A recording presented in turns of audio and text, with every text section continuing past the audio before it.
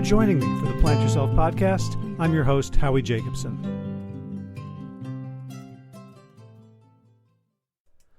A food system based on eating plants is, all things being equal, much more kind to the environment and efficient and just than one based on animal agriculture. That said, there's still a lot of room for improvement, from improving how we farm to be more regenerative and to use less pesticide and to have ecosystems that flourish rather than monocrops. And another thing is there's a lot of waste in our food system, even the plant-based, whole food plant-based system. Take, for example, something like tofu, which is pretty much a staple for a lot of plant eaters. And when you make tofu, there is a ton of stuff left over that isn't tofu. I've made tofu at home, and this giant pile looks sort of like grits or dried out scrambled egg bits called okara. Not much you can do with that. You can add a whole bunch of flavorings and make burgers from it. They're not nearly, as convincing as Impossible and Beyond burgers, and they're not as tasty. They're not as good for you as bean and rice burgers. So that's where today's guest enters the conversation. Caroline Cotto is a co-founder of Renewal Mills, which looks to take what is waste products from a lot of plant-based food production and upcycle it, to reuse it again, to either make things themselves like cookie mixes, or to partner with food manufacturers to reuse it, to take those ingredients and give them a second life so they don't end up at best as compost or at worst in the landfill. So let's hear about the origins of this idea and where it's going now and how you can participate in the upcycling of food. Without further ado, Caroline Cotto, welcome to the Plant Yourself podcast. Thanks so much for having me. Super excited to be here. Yeah, I've never talked about this before. We're going to talk about upcycling food, right? That's right. Yeah, it's a hot trend right now.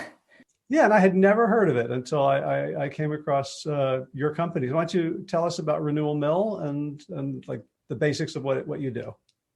Absolutely. So Renewal Mill is an upcycled food company that's trying to fight climate change by reducing food waste, which is actually one of the largest drivers of climate change. So what we do is we take the leftover byproducts from food manufacturing and upcycle them into premium ingredients and finished plant-based products.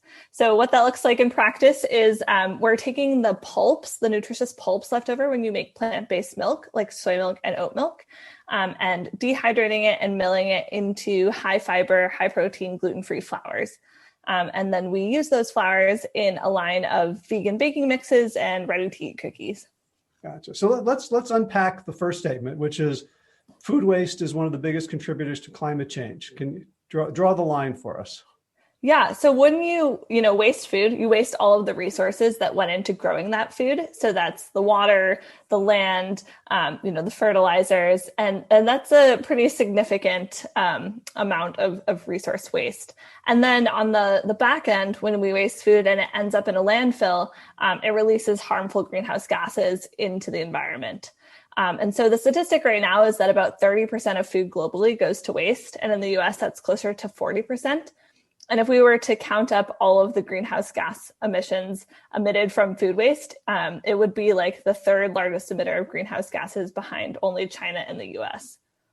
Wow. Now, when I think of food waste, I think of, the sad bag of carrots in my fridge that I didn't eat. And then I'm so sorry.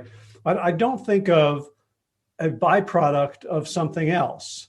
Like, my own experience with this, my kids were little. I was very, very much into, I think, to your co-founder's story. We had this omega juicer and I made the carrot juice and I had all this pulp left over and I would put it through 3 or 4 times, but there was still all this pulp. I was like, I'm going to make a cake. Yeah. And I got to tell you, that was the worst cake in the history of cake. Yeah, definitely. That is very akin to how we got our start. So my co-founder, Claire, she founded Boston's first organic juice company and was just kind of appalled, frankly, at the amount of pulp going to waste through that process. She similarly tried making muffins or crackers with it, but there was just too much to deal with. And so she was like, there has to be a better way. And then we had a fortuitous meeting with the owner of one of the largest artisanal tofu companies in the country. And he was like, you think you make a lot of waste in your, tiny juicing business. I'm making tons and tons of pulp waste at my manufacturing facility. And we quickly realized that this was not a problem that was, just happening in small juicing businesses, but it's happening at all different parts of manufacturing, across the supply chain, across different food products. And yeah, it's a huge opportunity because a lot of it is the byproducts are just arbitrarily labeled as waste. Like they're perfectly food safe. They're full of nutrients. In fact, we're often processing out the most nutritious part of our food. And so what we're trying to do is really just keep all of that nutrition in the supply chain. So where does it go now? Where did Tofu Man send his byproduct? It definitely depends on each producer. So some producers, if they're lucky enough to be close to farmers, can have farmers come pick it up for animal feed. But for other producers who are not close to animal agriculture, it often either goes to land spreading or directly to landfill. And even if you are having a farmer come pick it up, it's often a very inconsistent offtake solution. So if the price of a premium animal feed goes down, then the farmer won't come pick it up. And these byproducts, the ones that we're dealing with, they're extremely heavy to transport because they're majority water when they come off the processing line, and they start spoiling within the first 4 hours. So you really need to deal with them quite quickly. Otherwise, you have a pretty smelly situation on your hands. Wow. And I'm thinking about my audience who are ethical vegans who may not realize that their favorite tofu is cheaper because it's being subsidized by pig farming, right? Yeah, I think it's not something that comes to mind immediately. It's, oftentimes they do have to pay to have it trucked away to landfill. And so we're offering them a solution that's not only better for the environment, but is, an entirely vegan solution and keeping that food in the human supply chain and directed for human consumption.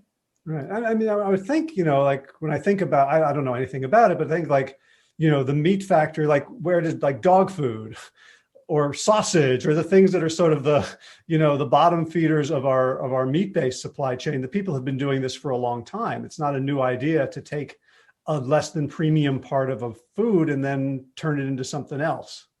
Absolutely. Yeah. We, are under no guise that upcycling is definitely not a new concept. Your grandma was probably upcycling. Any chef who's good at their job is upcycling and making sure that you're using 100% of your input. And I think, meat is definitely somewhere where the input is very expensive. And so people have for a long time been thinking about how do I, get the most value out of this product. So the EPA has a hierarchy of use of the ways to use food that is the, least impactful on the environment. And the first thing on that reduction hierarchy is to source reduction to prevent food waste for food from ever going to waste. And then second is to make sure that it goes to human consumption. Then after that, animal consumption. Then after that, compost and so on down the line. So wherever possible, trying to elevate it to the highest use is the most important thing. So when I think about like my own experience now, it's okay, I peeled all the onions and potatoes and I have the carrot tops and the celery leaves and I'm gonna like make stock. And what a pain in the butt. And I got, like I have to get enough and maybe freeze it. And then I've got all this stock. That's simple compared to like, you're looking at this problem, like mostly water, really hard to transport, spoils within 4 hours. Who looks at that and goes, oh, let's solve that?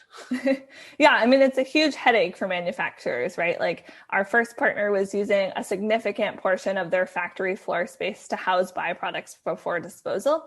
And, they were, throwing out about 60% of the total soybean mass that they brought into the facility to start with. So it's an economic loss. It's not good for sustainability. And it's just a pain to deal with. So I think, the scale is really what makes it an interesting problem because, like I said, most of the things that we're processing out are the most nutritious part. So it's all of this fiber and protein that can be kept in our food.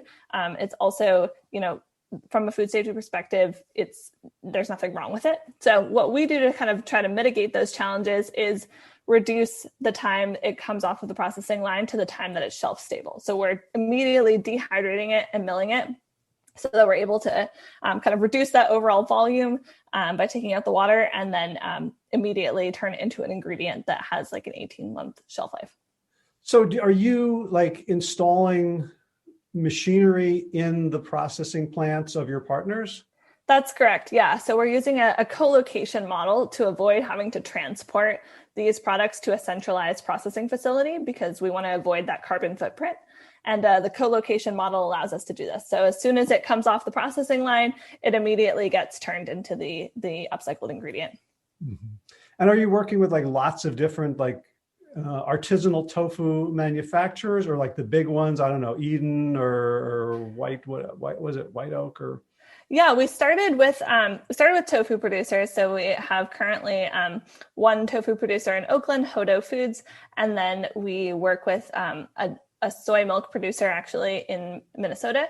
And then, as I said, we brought on a second ingredient, which was oat milk byproduct, and we're also working with an oat milk producer in the Midwest for that. So right now you have like the 3 locations. Yeah, and we're going to be adding more as we kind of grow our ingredient portfolio and add new ingredients, as well as expand our supply of our existing ingredients. Okay. And when you went to your first customer, like, was it an easy sell, or were there objections? Definitely with our first ingredient, which is called okara flour. It's an unknown ingredient to most folks, unless you kind of grew up in East Asia and are familiar with it. It takes quite a bit of education. And when we started this about 5 years ago, upcycled food was very much not on people's radar. I think as people have seen the real, like, firsthand effects of climate change and have kind of become aware that food waste is a problem, the conversation has started to come more into the mainstream. And so people are more amenable to talking about like this whole movement that we're trying to build around upcycled food. But there is definitely still a significant education piece, especially when we're talking to like R&D folks. How do you use this ingredient? It's actually like similar to a coconut flour. So it has about 66% fiber and 20% protein. And that protein is a complete protein because it's coming from a legume, but it's definitely not a 1-for-1 replacement for all-purpose flour. So there is a bit of education that comes along with it. Mm-hmm. What about the processor that you're getting the upcycled ingredients from, and you say, hey, we're going to put something in your factory, and like, I assume you're renting the space, you're paying them for their product. Was it like a no-brainer for them, or were there like? Like I said, it's a huge headache for them, right? So they've been paying to have this stuff trucked away. It's been taking up significant space in their factory. They have someone whose full-time job is to like shovel it into buckets and, cart it out. So it's definitely solving a pain point for them. And we say, yeah, basically, like, we can save you some space in your factory. Like, let's work together. We pay for the processing of it. We own the equipment. And then, yeah, we're able to turn that waste into revenue. Gotcha. And so when you have a line of really yummy looking products like cookies and brownie mix and flours and stuff, do you partner with other companies to make that, or it's under your brand, or do you have a factory that makes it? Yeah, so we have a split business model. So we're both an ingredients company, and so we're supplying bulk ingredients to other companies to make products with them. So for example, Pulp Pantry is a grain-free chip on the market that uses our okara flour. Tia Lupita is a Mexican food brand that uses our okara flour in a grain-free tortilla. Fancy Pants Baking Company makes cookies with both of our flours. And so we have that side of the business. And then we also use some of our ingredients and work with a co-manufacturer to create our baking mix line and our ready-to-eat cookies. Gotcha. How did you get into this?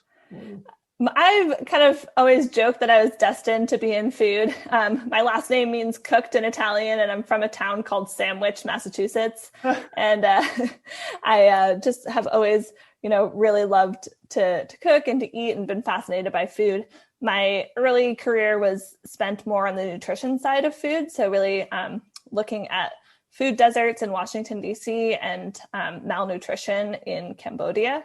And then I pivoted into tech for a bit, learned a lot, but was ultimately trying to find my way back to food, and ended up working for a startup accelerator that was working on incubating 10 businesses along the food supply chain.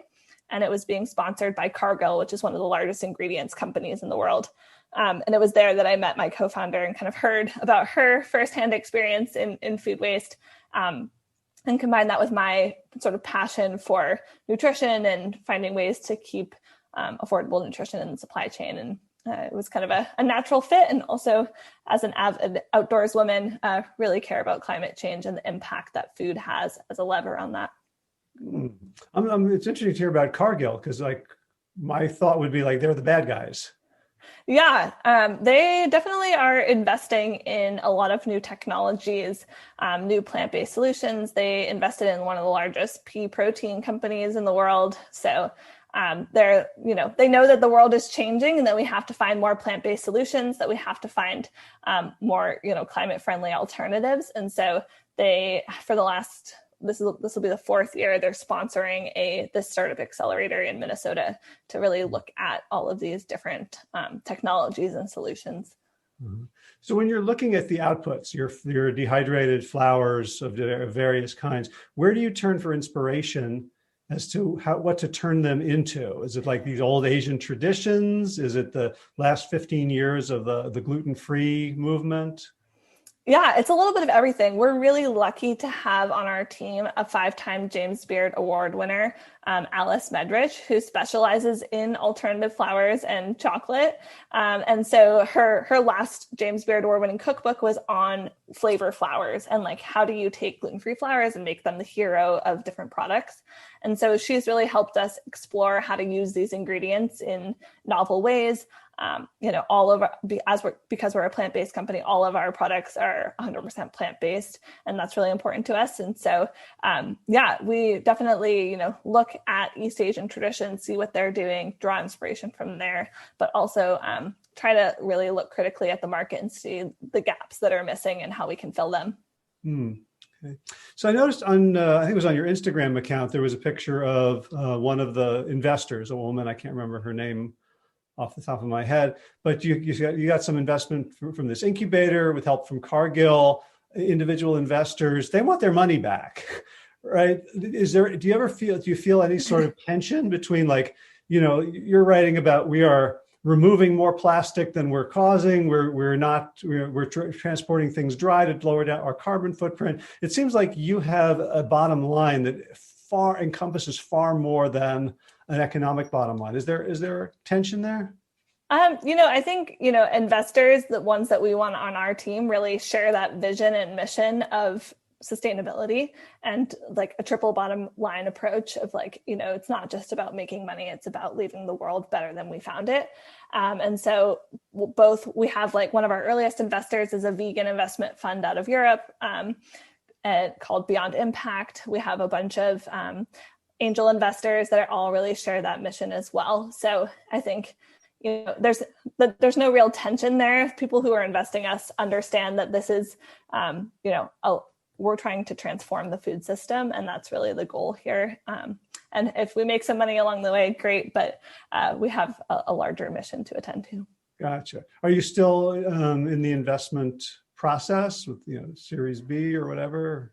Yeah, so we are definitely always be investing or raising money, always be raising. So we are definitely looking to start raising again in the next few months here. 2020 was a year of pivoting for us, so we kind of put our head down and have made some big strides on that front. And we're hoping to get to a level where we can raise the next round of financing. Gotcha. Any instruments for little shots like me, people with few hundred, few thousand, or you're only looking for? Absolutely. Yeah. We ran a Republic campaign for equity crowdfunding last November. But we're definitely, if it's a good mission aligned person, we're always looking for additional angel investors of pretty much any check size. Cool. So you did mention on the website about plastic. Mhm. right? So there's plastic in your packaging, but you're removing more plastic than how do you do that? Yeah, so definitely as a sustainable brand, we want to have the most sustainable packaging possible. Unfortunately, compostable solutions aren't quite there yet for how long the shelf life of our product is. So for our flowers, we're looking at like an 18-month shelf life, and most compostable packaging with resealable zippers disintegrates before that shelf life is up. And so we're not able to, at this time, have our packaging be entirely compostable. So what we have as an interim solution is we're certified plastic negative, which means that we're funding projects which remove 2 times as much plastic as we use from the environment. But we're very conscious that this is an interim solution. And so we're constantly reevaluating how we can work towards more sustainable packaging options. Gotcha. What about, is there technology to reduce the amount of waste produced by the plant-based milks or the tofu in addition to just sending it to you? Yeah. Hopefully they're trying to extract as much value as they can out of the initial input. In the case of our first partner, they're using like a very old traditional tofu recipe, and this is kind of how it is called for. So I think they're excited to partner with us to be able to say that, we're using 100% of that input, just maybe not in a traditional format. But yeah, there are other producers we're working with that want to reincorporate the product back into different products under their own brand once they partner with us. So I think hopefully we're inspiring everyone to look for more efficiency and circularity in their systems across the board. Gotcha. Well, let's talk about the fun part. What can we eat that you make?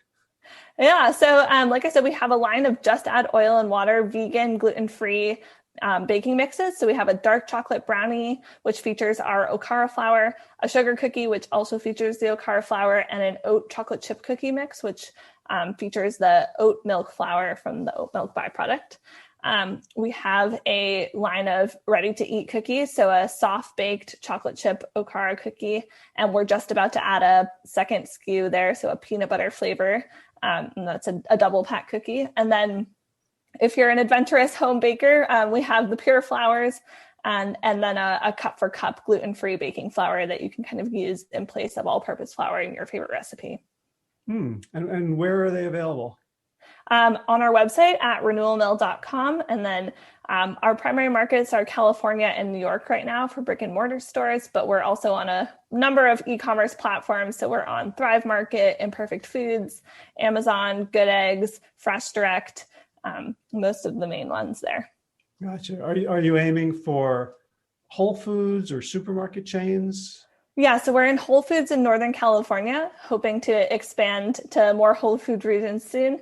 And then, we have a store locator on our website, so you can find the closest store to you. We're in most of the popular independent stores in California and the New York City area.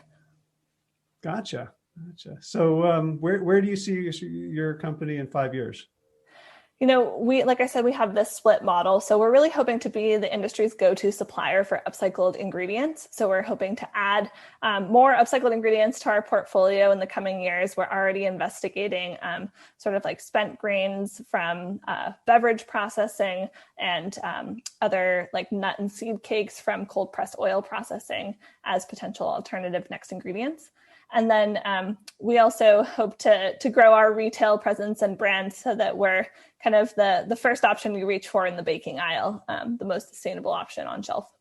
Gotcha. You're going to go for breweries? So there's definitely some companies in the market that are already working on spent grain from breweries, but we're we'd love to keep our line gluten-free. So there's some emerging new gluten-free options in that space, which is pretty exciting. Wow, very, very cool. So where can people find you? So online at any social media platform, we're at Renewal Mill, and our website is renewalmill.com. And then, we're also on LinkedIn. And then for finding our products, if you go to our website, there's a store locator for kind of all the small independent stores, as well as those big e-commerce platforms I mentioned. Gotcha. And the flowers, You mentioned your James Beard Award cookbook. Would that help people? Yeah, so Alice Medrich is the name of the chef. Spell her She last name? Medrich, Okay. Medrich. Her book is called Flavor Flowers, that focuses primarily on gluten-free flours, not our upcycled flours, but we do have recipes from Alice on our website as well, that kind of show how to use these ingredients in different applications. Awesome. Anything you want to tell the world that I haven't asked you about that you want to share? Yeah, so we actually helped found the Upcycled Food Association in 2019. And just a few weeks ago, they released to the world a certification. So now products can be certified upcycled. And that's a unique seal, so very similar to the non-GMO project butterfly seal or the USDA organic stamp. You can now find a certified upcycled seal on a growing number of products, including ours. So hopefully when you're shopping around the grocery store and looking all across all aisles, you'll start seeing this certification seal on products. So would encourage people to look for that and educate friends and family on what that means. Like when I purchase upcycled food, I'm helping reduce food waste, which is ultimately helping fight climate change. What does the seal look like? It's kind of like it has up and then it says cycled and it has a green leaf and it's a black and white logo. So there's kind of vertical and horizontal ones, but it's a pretty cool looking seal. So cool. And what was your goal in starting the organization? Because you're in a sense, you're incubating competitors, right? Yeah, it's a trade association. We really knew that general understanding in the public of upcycled foods was quite low, and we needed to have sort of a rising tides lift all boats mentality when it comes to growing this movement. So the thought there was that if we work together, we can help sort of do this massive consumer education campaign and make it so that the average person walking down the street understands what upcycled food means and why we should be investing in it. Awesome. Well, anything else? No, we're super excited to engage with the plant-based community. If people have ideas of what products they would like to see next from us, please don't hesitate to reach out. We're just at info@renewalmill.com. I think there's lots of room for innovation in the space and overlap between the upcycled food world and the plant-based world. So super excited to work on that. So if people want to try the food, if they want to give you suggestions as to what you can do next, and if they want to find out about investing in the next round, renewalmill.com. Absolutely. All right. Well, Caroline Cotto, thank you so much for this amazing work, for the vision and you're the COO. So that means like you're the one turning all the wheels, right, on a daily basis to keep everything going. Yeah, we're a small team, so it's all hands on deck over here, but trying our best to make this vision a reality. All right. Well, I'll let you get back to the upcycles. Thank you so much for all you do and for taking the time today. Thanks so much, Howie. Have a great day. You too. Bye-bye. All right. You want to find out more about Renewal Mill and Caroline, you can go to today's show notes, which is at plantyourself.com/485. So in movement news, I have a bad back. I was hoeing last Wednesday and I was down, kind of bent over for about an hour. And when I tried to straighten up, I kind of couldn't. So I've had a couple of chiro visits and I've been trying to do some foam rolling on the IT band for my right leg, also for hip and for knee issues. And so it's been a lot of walking this week. No ultimate frisbee, so a little bit grumpy because of that. We have a tournament coming up this coming weekend, so in 5 days from today. So I hope I'll be able to play somewhat in preparation for the big tournament down in Sarasota, Florida, first weekend in November. In garden news, we've had some rain lately, and the muscadines are probably the last few days for those. They have gotten so delicious. So I learned a technique. You don't have to kind of chew on the skin for hours. You can just sort of pop the inside in your mouth, toss the skin, get rid of the pits. They're so delicious, just really, really sweet. I'm sure they make astoundingly sweet wine, and someone who grew up with Manischewitz Concord grape, this might be right up my alley. Otherwise, in the garden, everything's sort of sitting there where I dropped the hoe. The cover crops are slowly coming in and covering, and we got a whole bunch of garlic. So then once I get back on my feet and I can get a couple more beds hoed, we will be doing overwintering garlic, and that's usually ready to harvest around late June. All right, time for thanks. Thanks to Will Ridenauer for allowing me to use his beautiful song Sabali Dawn, The Dance of Peace. You can find more of Will's music at his website, willridenauer.com. And of course, thanks to all of you Plant Yourself Podcast patrons. Kim Harrison, Lynn McClellan, Brittany Porter, Dominic Maurer, Barbara Whitney, Tammy Black, Amy Good, Amanda Hatherley, Mary Jane Wheeler, Ellen Kennelly, Melissa Cobb, Rachel Behrens, Tina Scharf, Tina Ahern, Jen Filikanovsky, David Bizek, The Mysterious Michelle X, Elsbeth Feldman, Leah Stoller, Alan Christensen, Colleen Peck, Michelle Landry, Josina, Sarah Durkis, Kelly Cameron, Janet Selby, Claire Adams, Tom Franzek, Jeanette Bennett, Gila Sert, David Donahue, Blair Cyber, Dorona Vizov, Gio and Carolyn Argentati, Jody Friesner, Misha Rosen, Michael Warbeck, Aviva Lael, Alicia Lemus, Val Linneman, Nick Harper, Bandana Chawley, Molly Levine, The Inscrutable Harry R., Susan Laverty, The Panda Vegan, Craig Kovic, Adam Scharf, Karen Burry, Heather Morgan, Nigel Davies, Marion Blum, Teresa Koppel, Julian Watkins, Breed O'Connell, Sharon Hirschman, Linda Ayat, Holm Hedegaard, Isa Tuzinwa, Connie Hainline, Aaron Greer, Alicia Davis, Heather O'Connor, Carolyn Jensen, Sherry Olakoski of Plant Powered for Health, Karen Smith, Scott Marani, Karen and Joe Crabtree, Kirby Burton, Teresa Carell, Kevin McCauley, Elizabeth Rothschild, Ann Jesse, Cheryl Dwyer, Jenny Hazelton, Peter W. Evans,